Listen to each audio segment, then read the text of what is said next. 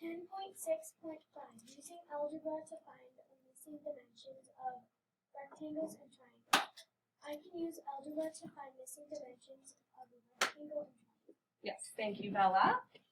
All right, so here we're solving for a missing side, not just the area. We talked about what algebra is, what a variable is, and that's what we use as our cheat sheet over here. So your variable is a letter that is used to represent a number. We talked about cross-reducing and inverse, which inverse is the opposite. You're using the opposite operation when we're talking about algebra. All right, and then, we talked about using algebra to find a missing dimension of a rectangle. We wrote down steps that you have to follow. Everyone, what is the first step that you have to do? Write the formula. Write the formula. So, Isaac, in this case, what is our formula? Base times height. I did not only ask Isaac, but thank you. So we have base times height. Thank you, Isaac and everyone. So we did the base times height. That's the area, or the formula to find the area of a rectangle. Step 2, everyone. What is step 2? Fill in what you know. Fill in what we knew. So we knew that our base, right? Our base was 6. Did we know our height yet? No. So we left it, right, as a variable. And our area was 48. 48, and there were units on there. Step 3. What is our goal for step 3, Maurice? Get variable alone. Yeah, we want to get our variable alone. So that's our little asterisk, our side note that we want to do. And to do that, we're going to use our inverse operation. And inverse operation is the opposite operation of what is going on in our formula. So here we have multiplication. So what's the opposite of multiplication? Division. So that's where down here we divided. And what we did to one side, we had to do to the other. So that's why we did it there. So we divided. And then step 4 is simply just doing the math. So our 6's, they crossed out, correct? Yeah. 6 over 6 would be 1, but we don't have to write out 1, do we?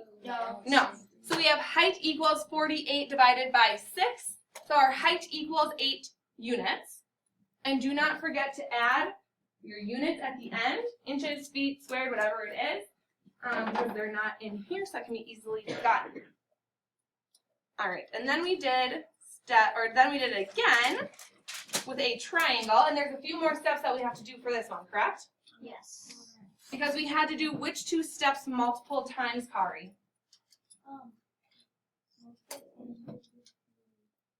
Yeah, steps 3 and 4 we did again because the variable wasn't alone.